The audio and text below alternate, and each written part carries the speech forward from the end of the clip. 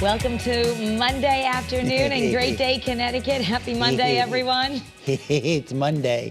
Do you have a case of the Mondays? Yeah, well, it was a busy weekend. I mean, we both attended Brad Davis's funeral. It was a very beautiful ceremony, and a lot of people got up and spoke, which was really nice. So he got a good send-off. Yes, and it was nice to have the Marine ceremony it scared for him. me when they shot the guns. Yes, but I was so like, nice. Whoa. I know being a Marine was so important to Brad Davis. Oh my God, and, so amazing. You know, I was around in the community and people were like, what? I didn't know he died. So if you're just hearing this for the first time, legendary radio host Brad Davis passed away last week, and the funeral was Saturday. So anyway, it was a beautiful day too. Gosh. Oh, beautiful. It was a little chilly, but the sun was out, and when that sun shines on your face, I was thinking about all the vitamin D stories we did. I was like, I'm soaking it up. Soaking it up. Give 15 minutes of no sun. Get that sun. Yeah, and take your vitamin D also. Yeah, it was lots of cycles of births and deaths. We had birthdays, and then I had things come in threes. We had 3 funerals: Friday, Saturday, Sunday. So unbelievable! What a weekend. But we're heading into a new week, and it's National Cappuccino Day, Kara. Let's celebrate. I like order a cap. I always think it's I love cappuccino, but it's a treat. Like I don't have it all the time. I think it's a big hassle for those wait staff to make. So I try not to order it. But I have this thing, like if you go to Starbucks, I don't order a regular brewed coffee. Like I'm going there to get a cappuccino or a latte. See, and I've never ordered a cappuccino at Starbucks. Isn't that funny? You get a latte. I get a latte. But you don't just go there and get regular coffee. No.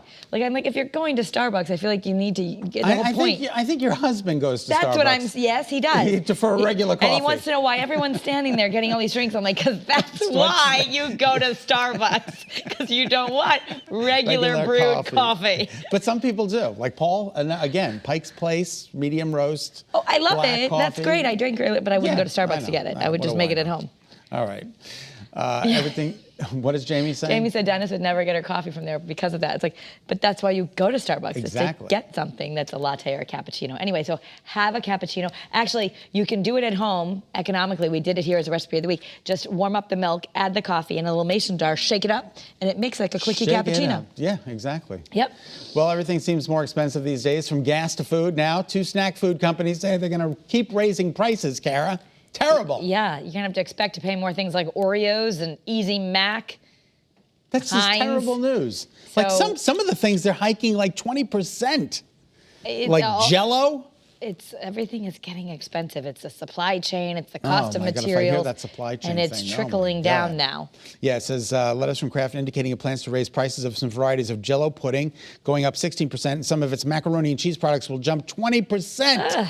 That's it's a good reason to not get stuff in a package, right? Exactly. Eat the real food your grandmother ate, and then you won't have to pay all the extra prices. Boil up the macaroni yourself and use my mother's recipe because it's absolutely delicious. Oh, yours is that's way better than, but sometimes the quick powder is the... exactly. It does take a little time. All right, so what is this? We're allowed to travel now, or people are allowed to come in? Well, New York City, Delta flights, they were taking out their time from London, so internationally vaccinated travelers are allowed back into the U.S. So there's been a lot of restrictions. Yeah. Now, if you're fully vaccinated, come on in. The borders are open. I didn't realize that they were not allowed. I guess I just it keeps changing. Remember we had the luxury travel mom on, Kimberly Evans, who was talking about where you go and last minute cancellations. There was all these different rules, but basically now they're trying to get some sort of a standard with the U.S. and Europe. So if you are fully vaccinated, you can come on in. It says until now, the only people who have been able to enter the U.S. from those countries are American citizens, green card holders, or those who obtained national interest exemptions from the ban. So now everybody's welcome. And people haven't seen each other in 600 days. It's a long time. It's a long time to wait to see family and friends. So that's some good news there. Looks like it's easing a little bit. Terry Bradshaw, he was not too kind to Aaron Rodgers. Who was not so truthful about his vaccination status. He said he was immunized, which I guess most people would think that means you got vaccinated. He says he was actually taking that homeopathic drug that helps your immune system, which is very controversial. So he never got the vaccine, and he's been playing the whole time. Right, and now, he was at press conferences without a mask. And he tested positive for COVID. And he was at the, look at him here, no mask, and, unfortunately he wasn't able to play. So Terry Bradshaw ripped into him, and said, what you were doing was taking stuff that would keep you from getting COVID-19. You got COVID-19. He went on and on and on. So what do you think about all this? I think that, you have to be honest, right? We all have to put I understand why people are saying that this is infringing on my rights, or I want to do things differently. I get why some people feel that way. Sure. But then I guess the rules are right now, and maybe I'm a rule follower, is that we have to all upload our vaccination cards to come here. And if you don't do that, then the choice is you do something else. Exactly. So I think it seems a little scamming, like, I'm immunized. Yeah. And then, so what Terry Bradshaw would say, we are a divided nation politically. We're a divided nation on COVID-19, whether or not to take the vaccine. And unfortunately, we've got players that pretty much think only about themselves. I'm extremely disappointed in the actions of Aaron Rodgers. Is that you the have to be worst? truthful. When somebody says they're disappointed in you, isn't that the worst? It's like your mother. I'm disappointed in so you. disappointed in you. That's the worst. So he could face fines. People are saying probably not suspension, but. All right, so what do you think about this high school game where they won 106-0? This is, this is a talker, and you gotta let us know, maybe weigh in on our Facebook page. Yeah. They won 106-0, and now the coach is apologizing. Everyone's all upset. They say it wasn't sportsmanship-like. They were trying to go for those extra points, even though the score was so high. I do know that some of the younger leagues here, we have mercy rules. The score can't go above a certain amount, and but this is high school football, so you see people on both sides, I guess. I guess they can't get it. They couldn't even get a point, the other team. That's horrible. And they scored like 83 points before the first half. So, the game is pretty much, I guess what's not clear to me is, were there rules? Like, if there's a mercy rule, if you don't go above this, or you don't do this, or you give the other team. Other people are saying, well, by that point, they were letting maybe their third-string players play and let them do what they want. But at some point, it's not sportsmanlike to gloat or to keep making it worse. Right, if they were gloating. Right, exactly. And I don't know. That's what I'm unclear with. Was it the behavior of the players, or did they just play really well? Well, let us know what you think. But the coach, people are saying they've called for a full investigation, and some are asking for the coach to be fired. For letting us... They say the way it was handled. So maybe we don't know the full story. I don't know. All right. Let us know. Do you think there should be mercy rules? Right, exactly. All right, Elon Musk might be selling his stock. The Twitterverse has spoken. He is the world's richest man, and some have said he needs to sell 10%. Didn't he ask people to weigh in? He said he's been criticized that he doesn't really pay taxes, right? An average person in America would pay way more taxes. And the reason is the way our tax system is. Because he doesn't draw a salary. He doesn't draw a salary. You sell your stock, and that's how you live. And if you sell your stock, you usually only pay 10, 15%, depending on your capital gains, that kind of thing. Right. So they're saying, well, you need to pay your fair share. If he sells 10% of his stock, it's $4 billion. It's a lot. So paying even 10 or 15% of that would be a lot. $4 billion. But it looks like I guess everyone's saying he should sell it. So I guess maybe he will. I think, that he weighed in and they said yes, and he's going to probably listen to what the people say. And this is all, like Warren Buffett said, he shouldn't pay fewer taxes, less in taxes than his secretary. And that's just the way it's set up, because he doesn't draw a salary either. Right. He lives off the compound interest of the money he's invested. I don't know what that's like.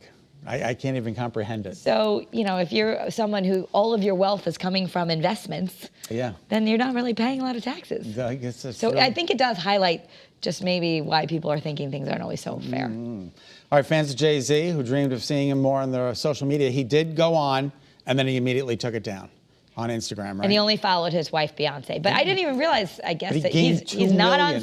2 million people in like 12 hours. Well, remember when Jennifer Aniston went on just for a minute for the morning show? She's on now, but she had never been on it, and she broke the internet with everyone trying to follow her. So I guess JayZ is just trying to help everyone. He's not going to stay on social media. He got 2 million people in about 1 millisecond of a second. So he's pretty close. But I love the fact that he only followed one person, his wife, which is just And then great. went back off. Chelsea Clinton, you know who ran the New York City Marathon? Chelsea Clinton. And my friend... Connor Lewis, our meteorologist, and he finished in a really good time. Oh, that's amazing. So congratulations, Connor. Shout out to my college roommate who lives in Connecticut, Jenny, and her sister, Jenny Rubenfeld. They ran together and ran for honor of Dress for Success. There are all these people who run, and I just am so amazed by them. Yeah, I went into the city yesterday. Discipline, the people who run. It's just 26 miles. I think it's incredible. It's like I say, average time is about 4 hours. Imagine you come to work, you work for 4 hours, and someone's running that whole time. And I think that's even a good time. I think, people run longer than that, right? It's incredible. Incredible. But I was in the city yesterday, and they had all the runners throughout the city wearing their blue. Could you get around, or was we didn't have any problem. We took the train in, so that was the good thing. But a lot of people in their blue coats after they got it done. It was like, congratulations. Every time you see one, congratulations. They're like, thank you.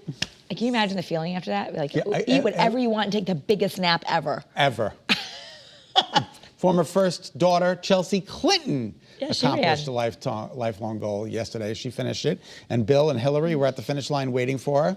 So, look, this is so cool. Imagine finishing the marathon. I think that's great. I mean, she ran for a nonprofit that helps the hungry in New York City. Which is just so awesome, right? Nice. City Harvest. What a feeling. What a feeling. Oh, what a feeling. All right, now, this is pretty incredible because Julia Hurricane Hawkins is 105 years old. She didn't run the marathon, but she did run. She set a new world record for the 100-meter race at the Louisiana Senior Games. In her class, 105 and over. Well, I mean, is there anyone else? I mean, not that it's not amazing, but she says she's just going to keep running. She's the first woman to set a masters track and field world record in the 105-plus age division. Could you imagine, Kara? She says, stay healthy and keep running. I'm going to keep running as long as I can. How is that incredible? That's incredible. 105, God bless her. I think that's just absolutely fantastic. Now, that's what you call quality of life. You hope you live that long and you have good quality of life. If you are living like that, then keep on going, keep on trucking, for sure. Baby. And it's the biggest spud in the world. Should we bake it? You can't. It's huge. It looks like a baby sculpture, doesn't it? Does it look like a baby lying on its side? It's a baby, or in the womb. In the womb or something? No, it's a big potato. 17 pounds. This is in New Zealand. Its name is Doug. They named the potato Doug. It's a Titanic tuber, they say. I love it. Look at this thing. It was growing in a couple's garden, and they said it was just kind of a surprise. They had no idea it was there. It looks like a big pretzel, too, like one of those... it's like 17 and a half pounds. It's crazy. Look at this thing. Well, somebody did say that it resembled a dinosaur's fossilized turd. Okay, or maybe a sleeping sloth, I see. Oh, and there was a sloth rescued on the highway. We don't have the video because I just remember, but we did it on the news this morning. There was a sloth. Did you see what that was? That was a little peeler on top of it. Yeah, what is he turning it into? No, I think it's like, what is it? Oh, he's turning it into vodka. That's right. He's turning the potato. What did you say? I'm sorry. Well, I saw the peeler on top. It was like, I'm like, you're going to peel that thing? No, you're not peeling that thing. He's going to turn it into vodka and celebrate and have a wake for the potato. That is hysterical. A potato wake. All right, very good. All right, for all your celebrity news, let's get you caught up from the weekend. You can watch People the Show right here on Channel 3 at 7:30. I think it's Kay, and they're talking about Serena Williams. I'm not sure, but let's listen in. Tonight on People, my exclusive with Venus Williams, whose life, along with her sisters, is about to hit the big screen in King Richard, Will Smith playing their father. Right, so what was your reaction when you first see Will Smith dressed up as Richard? Honestly, first of all, when I first heard that he was going to play the role, I couldn't believe it. It's like, oh my God, like that moment in your life, that was incredible. There were times where I would, hear my sister listening into like the actual things going on set because it was COVID. And there were moments where I thought it was my dad talking, and it was kind of like, wow, really? More from Venus on working with Will and working with Serena, all tonight, only on People. That is fascinating. Those two are fascinating. Yeah, it's incredible.